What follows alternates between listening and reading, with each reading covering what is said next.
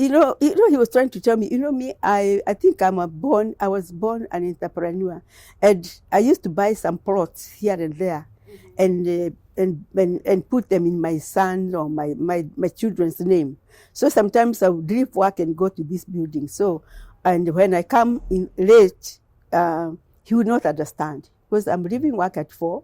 I have to go to somewhere to supervise, go and buy things. So he felt that I had too many activities. He told me I have to leave those activities, but I didn't because I felt it is in me. So the gate was locked one day, and I thought it was a joke. So I went and slept again in the YWCA. The following day, after picking my son from school, I went again, and he locked me out completely. Wow. So I was left.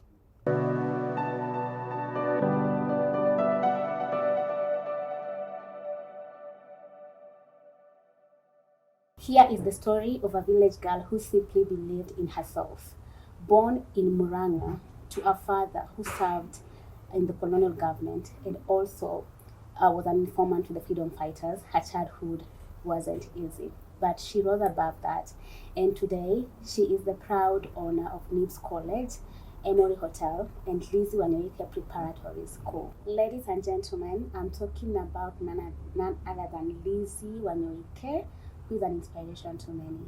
Join me, Ablatsia Imbukwa, on She Leads as we talk to her.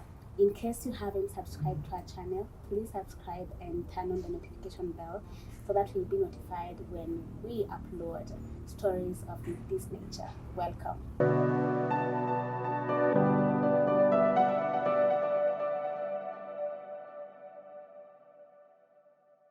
Hello. Hi. Welcome to our show. Thank you very much. I love your school. It's beautiful. Thank you.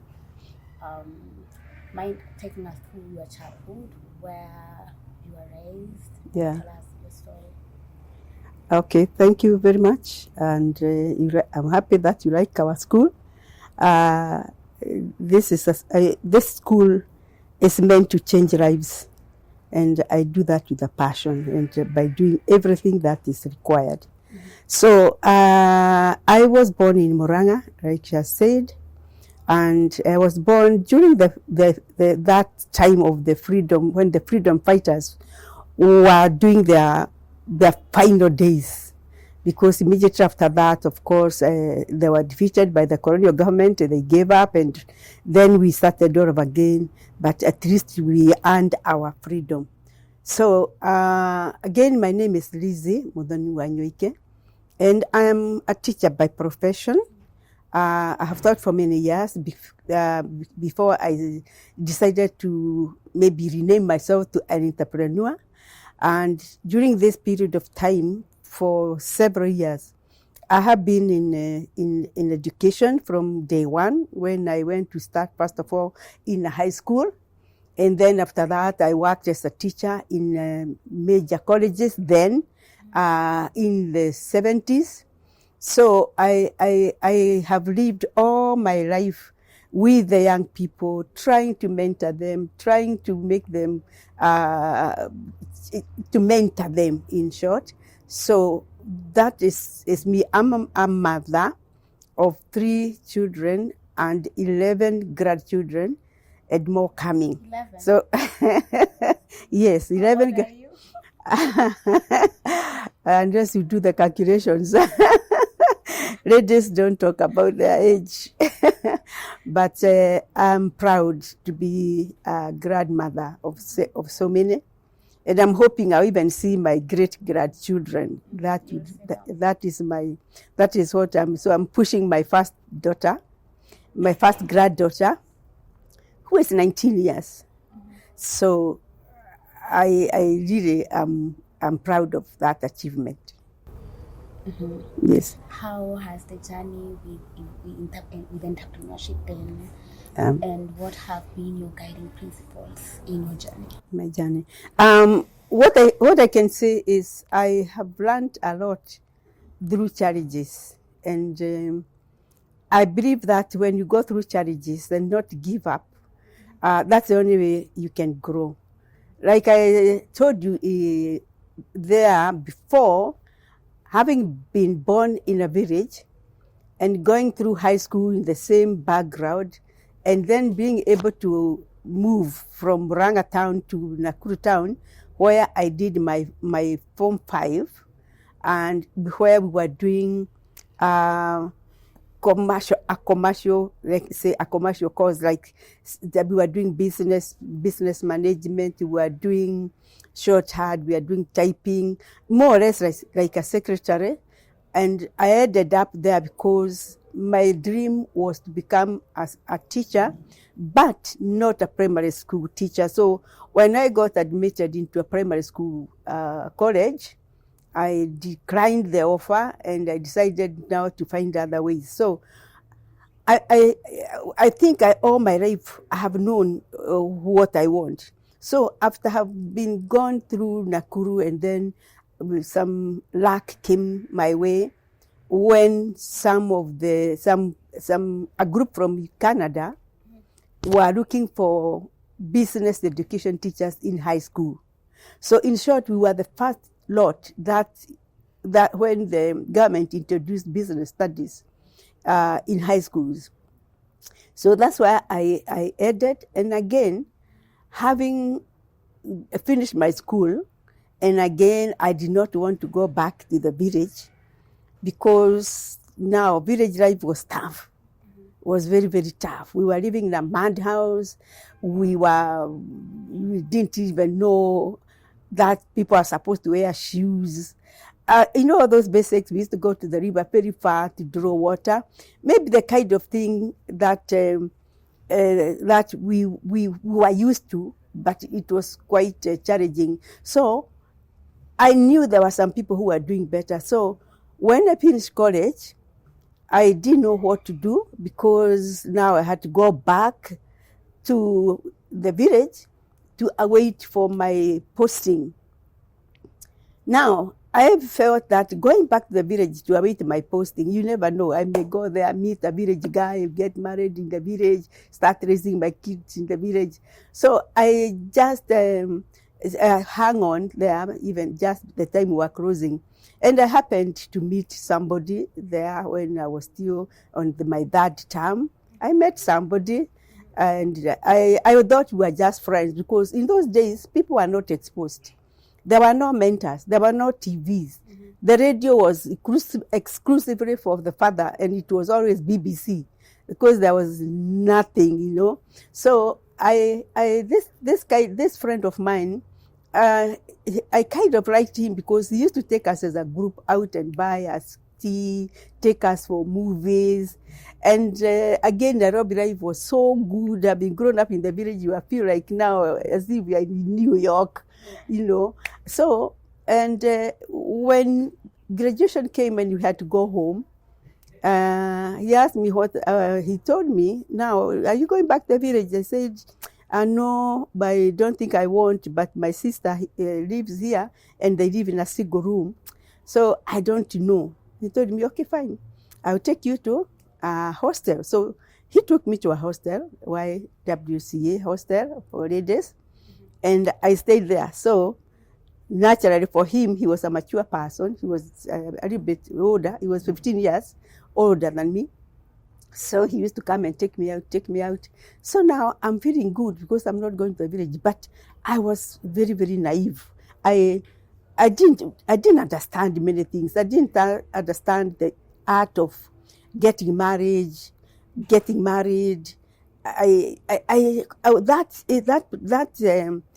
That stage of my life, because we were always, my parents were very strict, so we were not exposed to so many things. And eventually, I found myself pregnant. And okay, I told him, and he said, okay, no problem, I'll take you home. Yeah. So he took me to his home, and I stayed there. And I didn't know I was getting married. I thought I was going to visit. And but my older sister, reported the case home. Mm-hmm. And so he decided now to go to the village and confirm that he had me. and that meant married. So that's how I got married. So I'm there, and of course I had done college, so I was posted to State House Road Girls High School, and I was doing all this from his house, and we now were staying as man and wife, and we stayed like that. We had children, and I stayed there for 26 years. Now, 26 years, all the children were grown up, but there was a big problem between us because you had the age gap. Yeah. And again, I was not exposed, having come from, in a heavy Christian family, we were not allowed to be moving around. So that time we did not, and I was naive, and I wanted now, I think there was something missing because whatever he wanted us to do, it was kind of boring. Now, if I want to go shopping, and he would just buy a ticket for me and take me to London for shopping, and like that, he gave me a very good life, but I was not happy. You think you were not compatible? Yes. We could not sit like that and talk easy things. He was a very serious guy because he was an executive CEO in a company. And even his nature, he was not those people who interact so much. So when he takes me out, they'll go at the counter with his friends, and I would be kept somewhere, and my drink would be brought there. I wasn't drinking, and I've never known that women could drink. So he used to send me some there's a drink which was there during our time called baby cham. Baby cham was like a small bottle. It's put in a glass, and then you keep on sipping it. And I would, if a friend came, maybe a lady friend, they would send them to my table to keep me company. So we could not interact. But for me, because I used to see my mother and my dad, I would never see them at the happy, laughing. So me, I thought that is how things are supposed to be. Yes. And so I didn't have an example. And so where I would, and I would just accept anytime he wanted us to discuss about children, it was very official. We would go into the study room. We had a very nice big house with a study. So we would go to the study room and discuss about the fees, about which schools they had to go to, about where we are going for Christmas and all that. We would be taken out all over and be taken to Masai Mara, be taken to Mombasa.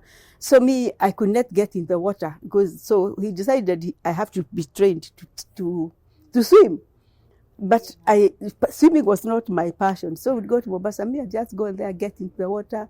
He is very happy swimming. And then, of course, there would be his friends, other executives that would be there with them talking serious business. So I was busy. We had acquired, where I was teaching, that institution was called Temple College. Where I was teaching, it was owned by a Mzungu. So that Mzungu decided to relocate back to UK. Mm-hmm. So they had sold us the school, and I'm the one who was the principal. I was the one who was doing everything because I was a teacher before there in the same thing. So me, I was okay. I leave very early in the morning, drop the kids to school, I go back to work. There I find people my age mates, we are happy, they have weddings. I will tell him, let's go to this wedding. He said, well, just enter, you just go. So we never actually shared anything. The only thing we shared is maybe when the kids are there, we sit together in a dining and eat together. After that, if we are slow eaters, you go leave us there. But it was very nice. In fact, he's the best man I've ever met because with all my stupid little mistakes here and there, I was never beaten once. Mm-hmm. Not once. And again, he would give us everything. My children were given the best education ever. Everybody, we were happy. And you see, when shopping, London, all these. And he never kind of harassed me for anything. But it was just that even me, I'm sure he didn't fit in my company. I didn't fit in his company. And when I go out, let's say I'm going to town, and I see something silly happening, maybe somebody being beaten by mob justice, I go home to, you know what? I found this guy who was trying to steal, and then he was beaten. No, see, I tell you not to be going to such places. What were you doing there? So, and we were okay, because 36 years is a long time. Yeah. And the kids were happy, and my parents were very happy.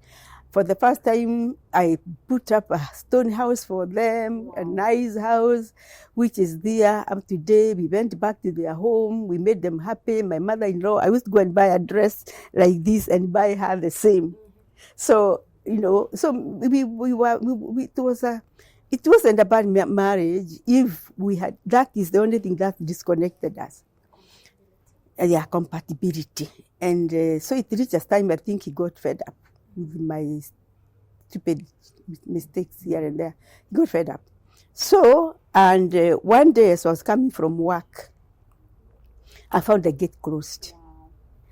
And he was trying to tell me, me, I think I was born an entrepreneur. And I used to buy some plots here and there, mm-hmm. and put them in my son or my children's name. So sometimes I would leave work and go to this building. So, and when I come in late, he would not understand, because I'm leaving work at 4. I have to go to somewhere to supervise, go and buy things. So he felt that I had too many activities. He told me I have to leave those activities, but I didn't, because I felt it is in me. Mm-hmm. So the gate was locked one day, and I thought it was a joke. So I went and slept again in the YWCA.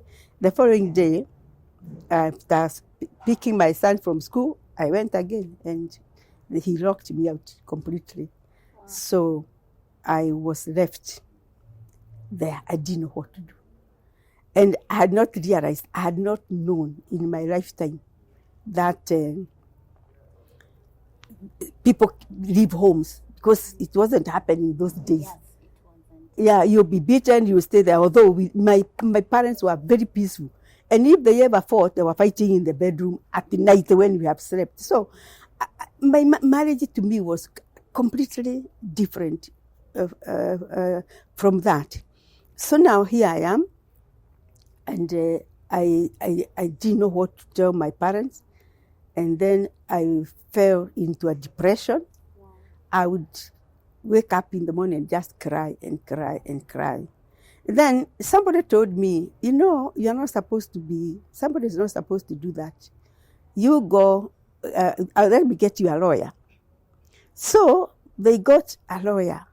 This lady, she's prominently known today, so I don't want to mention her name.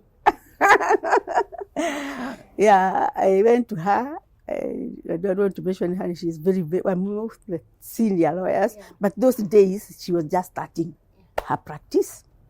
Yes, yeah. So when she wrote an affidavit, which me I didn't understand, so he presented it to the court, claiming that I've been kicked out by my house.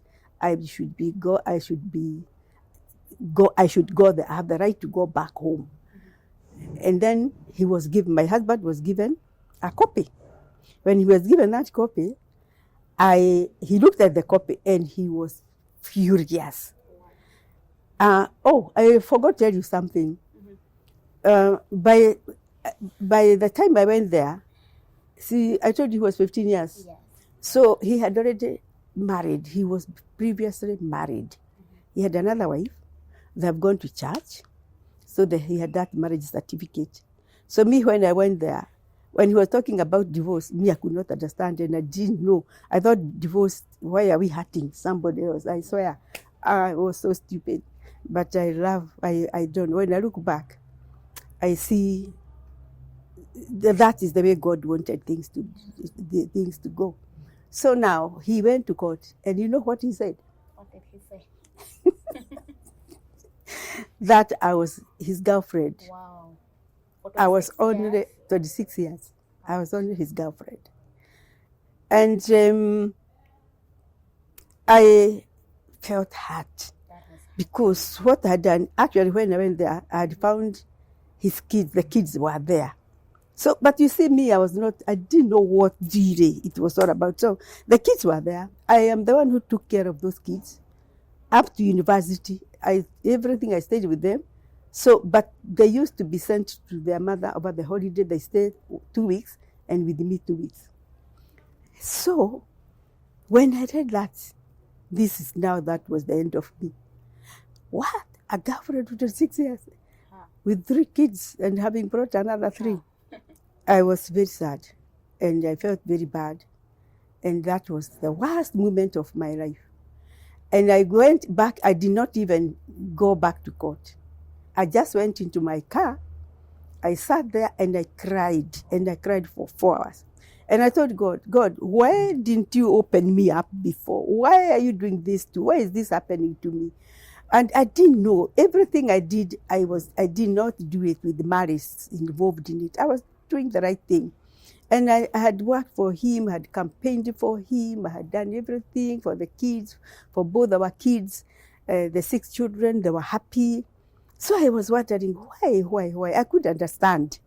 So after all that, I just took those papers and I tore them into pieces.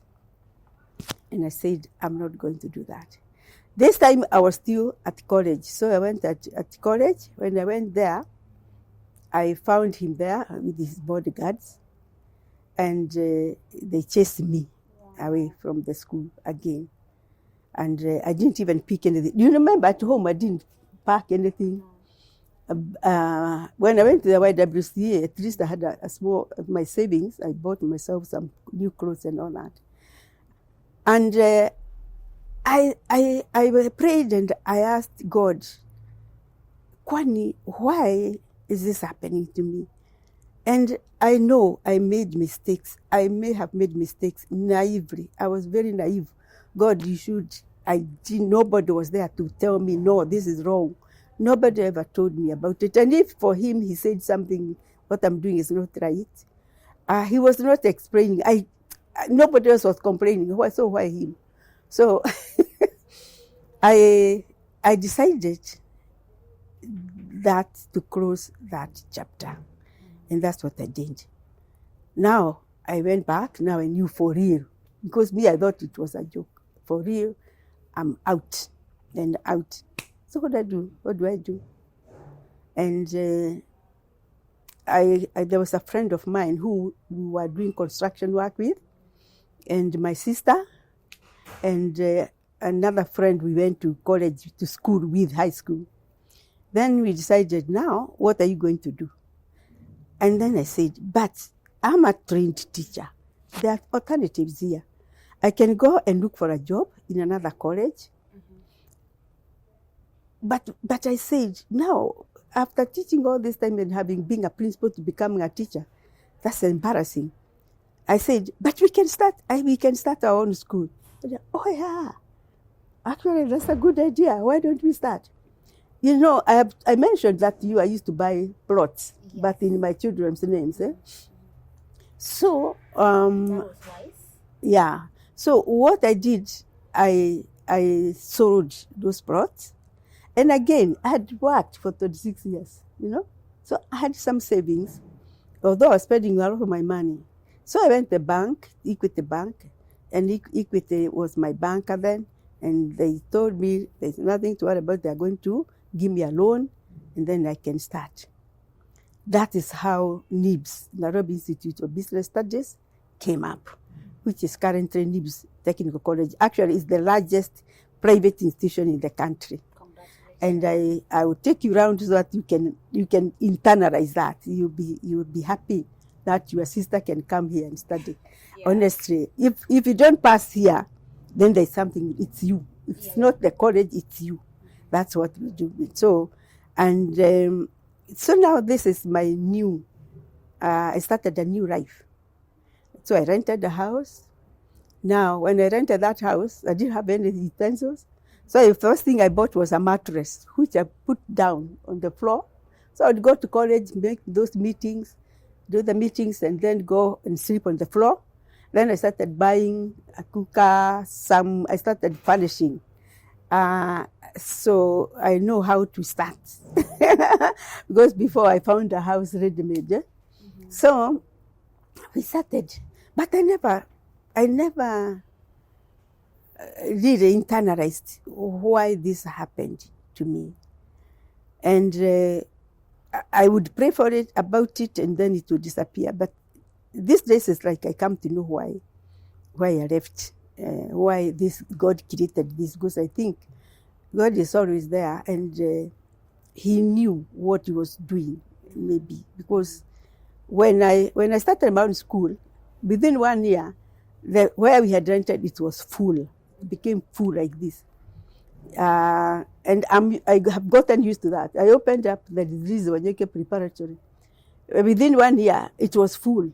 Within a very short time, it was full. So it's the same thing that happened with NIPS. NIPS grew, and I did not look back at all. But there's one thing I decided, that I'm not going to let myself down. Yeah. Now I'm more mature. I know I'm going to be very careful of the mistakes I may make, and be very, very careful what I do. And also mentor other people who have gone through the same issue and who can go through the same issue. And for me, I always say maybe God had a plan for me. Was preparing you for today. Yeah, preparing me for today. Because what I've done, I stayed there for how many years? 36 years. Yeah. Now, what I've done in these 20 years since I left home, there's no comparison. I have helped so many people. I have mentored thousands and parents and helped, I have done a lot.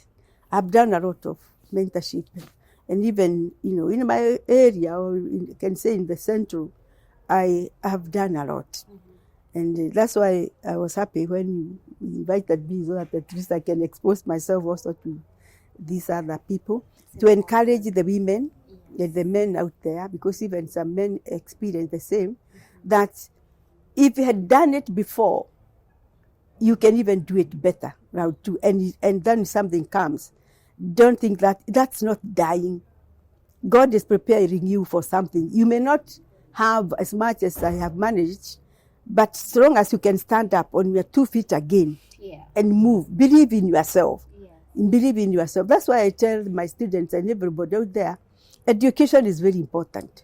And also, I also tell the girls here that it's always good to finish their school, get their certificates, put them in their bags before they can start of marriage or having babies. Of course, the babies will always be there because people are always making mistakes. But when you have it, it's not a mistake anymore. It's a blessing. It's a blessing. So I think if you have done it before, you can do it again. Yes.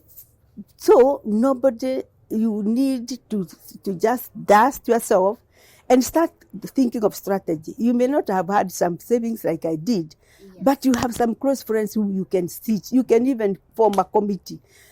Talk about your experiences with them and say, now, I need your help. I just need maybe 50,000 shillings or 20,000 shillings. I start hustling.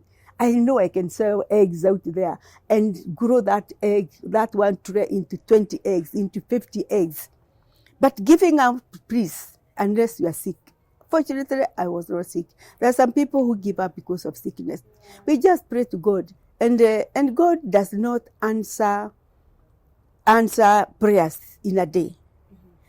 I was watching another program on our local TV, and there was this young man whose face was deformed, had very many things all over the face, the whole body. He had bought something to scratch himself, and that boy had suffered. He had been brought to TV so that people can raise money. Yeah.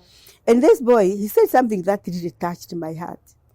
He was telling us, now people keep on telling me, the pastor told me to pray.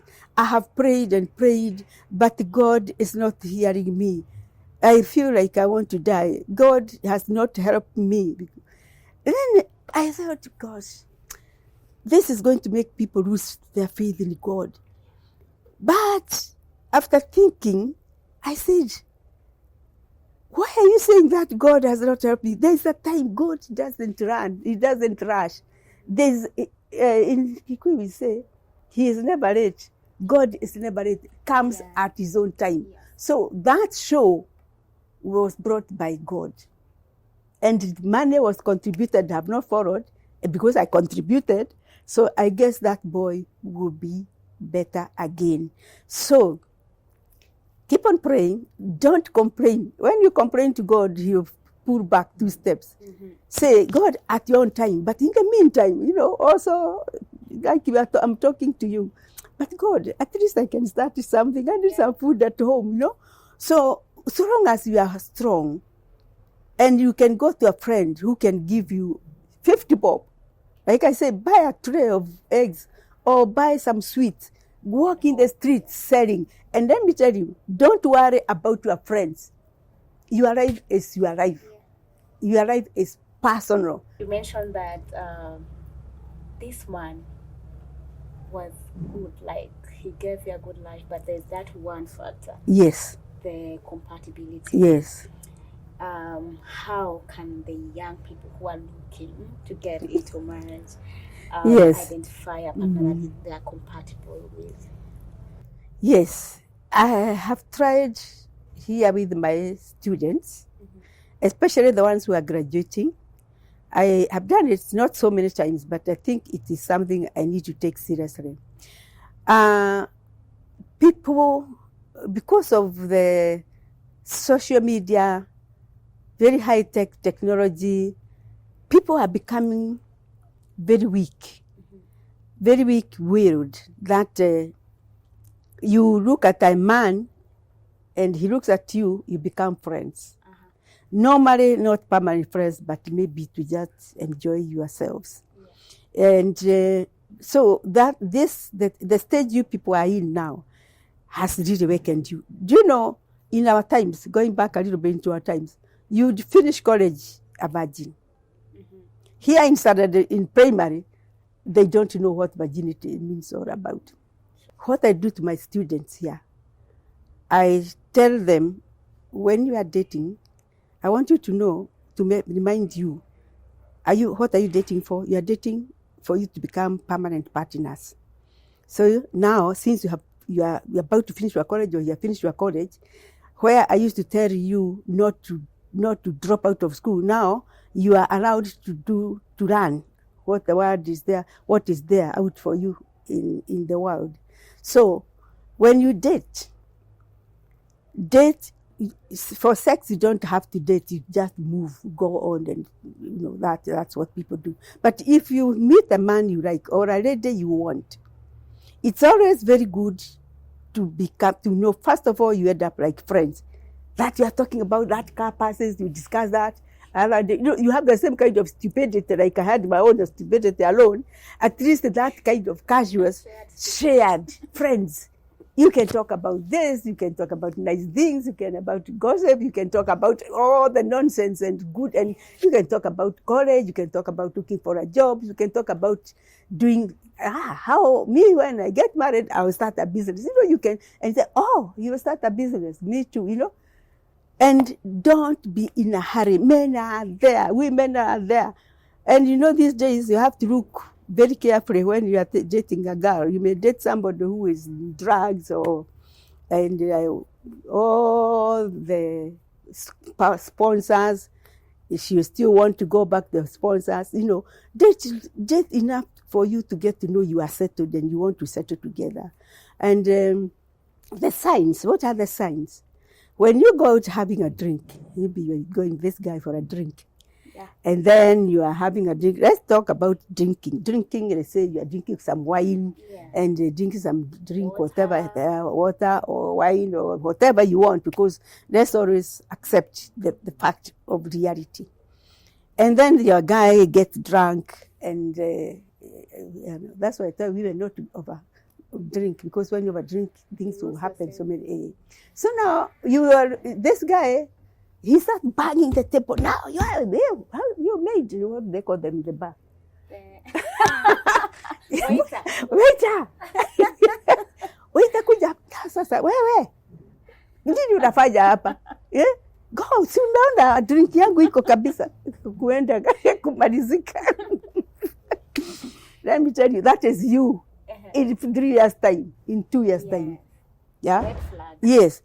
Watch everything. Even you can try to provoke him. When you just decide, you are hot, and maybe even slap him, and you see his reaction. Do something stupid. Yeah. Both the men, I'm not talking about, do something stupid and see the reaction. I'm sure you are a YouTuber. If you look at the ladies who give their testimonies about how they were beaten, how some of them come with the knives to about to cut up, to open up the cesarean section part and all, animals.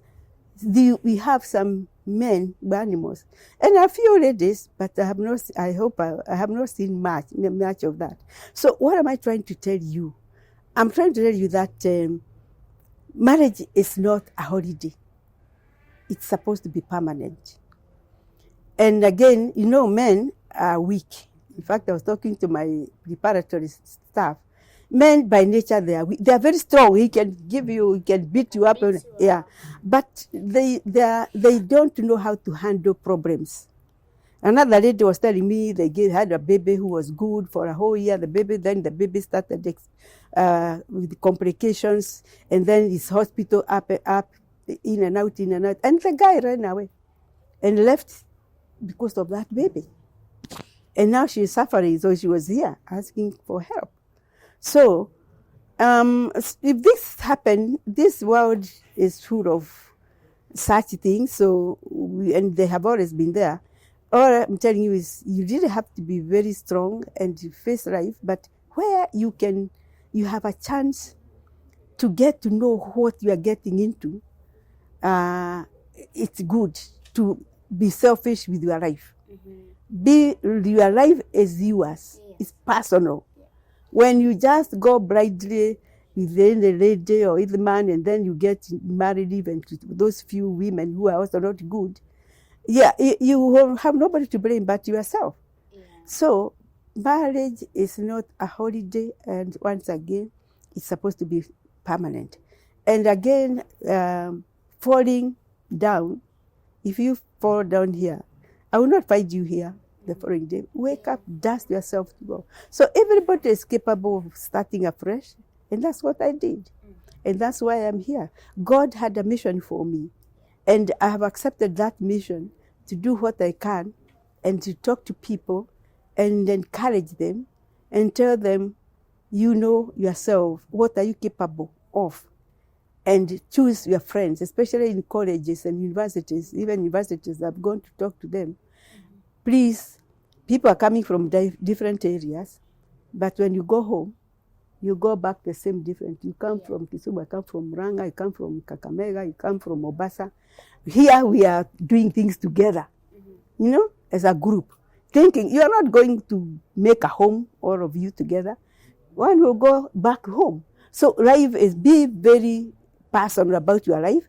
Love yourself first. Charity begins at home. Love yourself first before you love the other person, no matter what. Love your neighbors, you love yourself. Yes, it has to start with yourself. So there are so many things you can avoid these days, but don't let things happen to you which you can avoid, and then you have a better life. Beautiful. And now onto the Lizzie of today. Yeah. You are the founder of Leeds College. Yes. Now we have Lizzie. Wanyoike Primary School. We have Emory Hotel. How have you managed to do it? What are values? Yeah, one thing I know I've succeeded is because I love people, and I have that kind of, I take people as very important to me, because they are the ones who can make you happy or the ones who will make you cry. I work with my staff as friends. Even when I was starting, we started as friends. So my success comes, number one, because I'm able to love my staff and they love me in return. And again, I'm able to plan and to see what is good and what is not good for them. And that way, I've been able to. And again, I think I was born an entrepreneur. Up to today, I still buy land, and I'm an addict. If somebody tells me land there, I'll even borrow. I like that kind of addiction. Yeah, I'll even borrow to pay land in case it goes and then I don't find it there. So you'll find that behind the college, they've been selling land here, and within a period of about 3-4 years, I have bought about almost more than 10 acres behind here. I'm an addict of that because the same land I can sell. Now, if I want to build something, I will sell one land, a piece of land, and build. But the other thing is, I'm not afraid of loans, but because I know I can pay. There was a time my loan for putting up that complex you saw there and the hotel. There was a time I borrowed almost up to 600 million. And we are able to pay. We pay a long time, then we can reduce it. So people who want to do business, don't borrow unless you have done your research and seen that you can pay. Because that time I had done my calculations to see needs. We need this much, salaries are number one, because now without salaries, you don't have business. So then I knew I could pay this much. Now I brought it down to 250 million in a period of 4 years. So I am being the only, and you get to know that the people who are working in your institution, you are all partners. Yeah. Here in this college, and have very many people, both the preparatory and the college workers, the drivers, we are not less than 300 and something. But we all take 10 o'clock tea here with the bread. We eat lunch here, enough food with meat and what, and we take 10 o'clock tea here. I don't want somebody to go home hungry. So even if you don't have food at home, at least you have eaten lunch. And there is more than enough. In fact, I will make sure that there is enough for you over lunch hour. What's the time now? It's 12. I will make sure, I'll make arrangements so that you can go there at our canteen and have lunch with my members of staff. God bless you. Asante sana. How did you manage to stay afloat with the challenges, and what other challenges have you faced? When you're in business or in life, you can never ever avoid challenges. Challenges will be there. But you have to learn how to defeat those challenges. Yeah. I have experienced many. From the word goes, you can see how I started. So I started with the challenges. Yeah. And even when I was registering, there were many challenges because my husband was also trying to block me into registering a school. Wow. And so the challenges started. But once I jump one challenge, I look forward into that.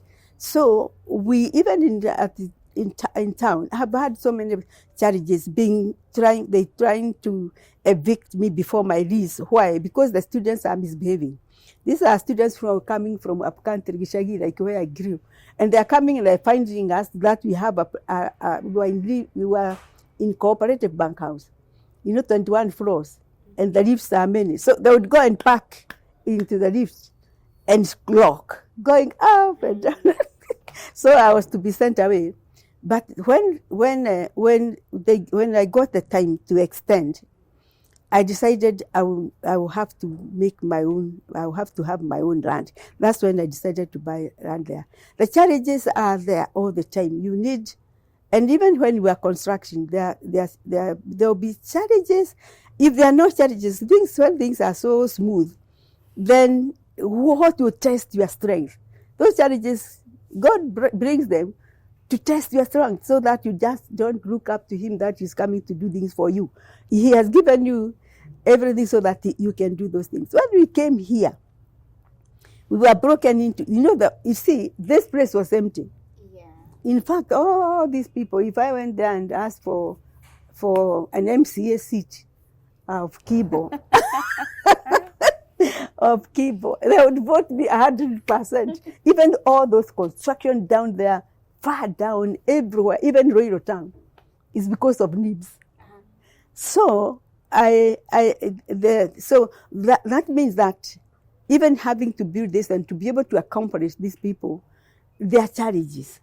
So don't take challenges as obstacles. Take challenges as something to strengthen you. But always have a think, now I'm here, what do I do? You can take a step. What step do I take? Yeah. Talk to the best friend you have. Maybe he can come up with an idea. Praying also works. You think when you are praying, when you are praying, you are thinking about people.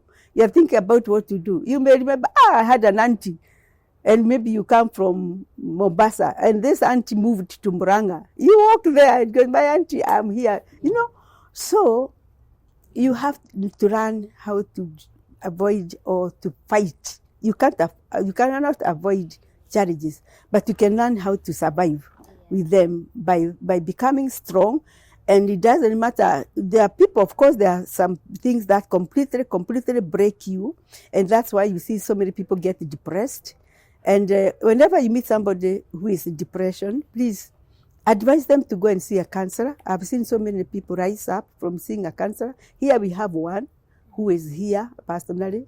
If any of you need counseling, I also do it for you for free. So, Paul, make sure you see her.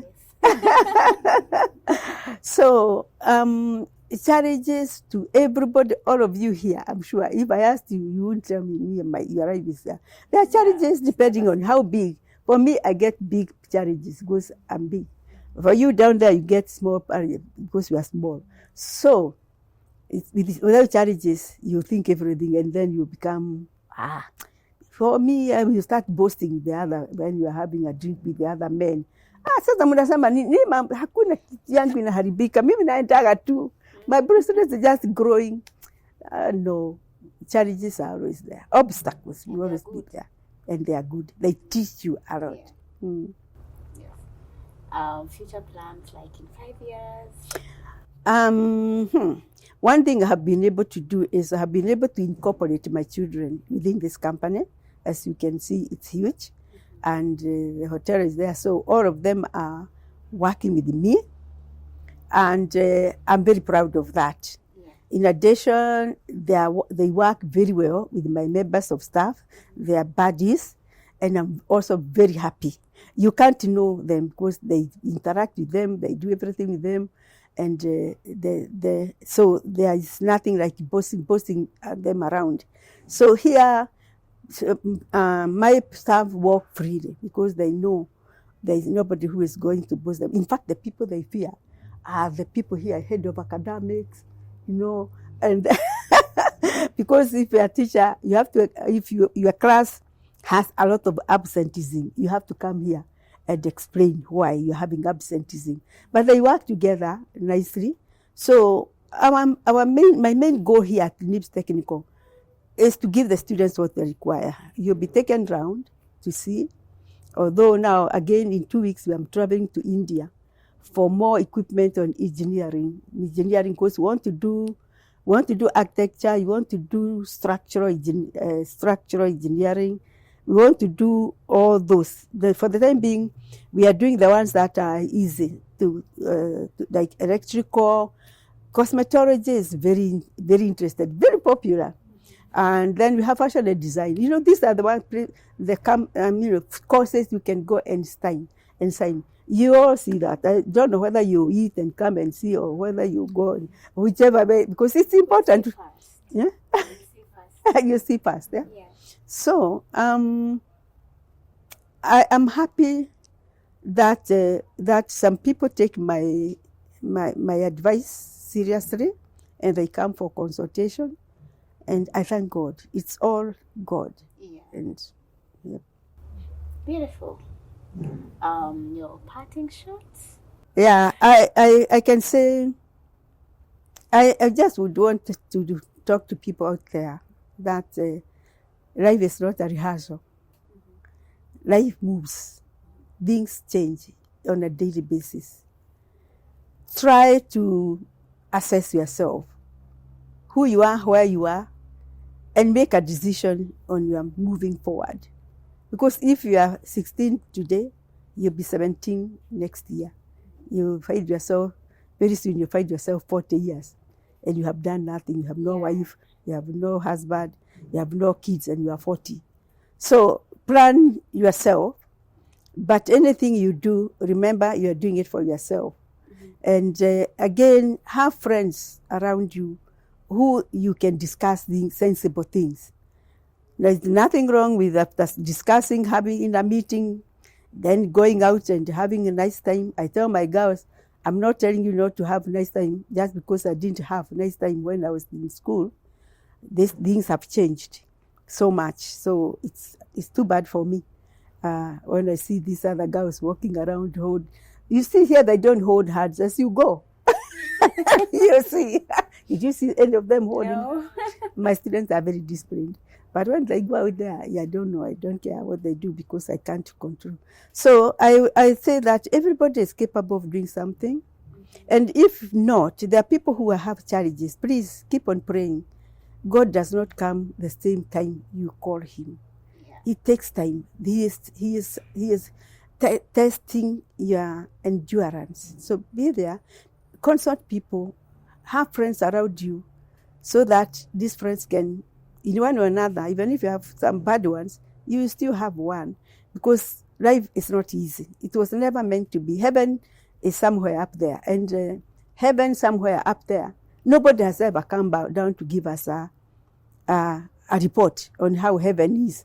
But we are told this is not heaven, because that's why heaven is supposed to be something very nice where you can do whatever you want, but so long as you are not committing sins. So just get to know that you are very important to yourself first. And I want to repeat again, when you fail, it's you who fail. It's not your parents. They feel they have failed, but the worst failure is you. So when you don't do what they have been advising you to do, then the failure will come to you and you regret it. You remember Madam Lizzie sat down one day and told us this and that, and we didn't listen. We thought she is stupid. We thought she is too old, so that she doesn't know now. I was young. I was 16 and 20. I have grown over the years. And I'm very proud of my youth, because what I'm eating now is what I created during my young days, because God has created life in stages. So don't waste any stage of your life. Do the right thing at that age. Right now, when you're in school, you're preparing for that.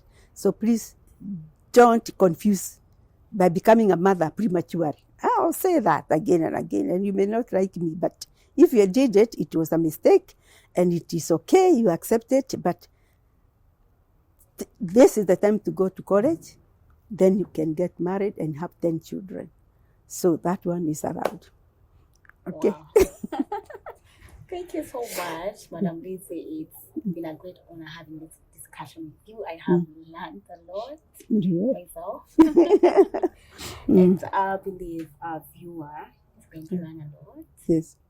And they will not try to despise you for telling them the truth. Let the truth be told. Yeah, the truth hurts. Yeah, it hurts, but it has to be told. Yeah. And again, people know that mistakes, they don't stick on you. You can make a mistake and then still move on. Yes. You acknowledge your mistake and move on. Yeah. Thank you so much. God bless you. Thank you. Asante sana. Thank you. Right. Bye. Thank you.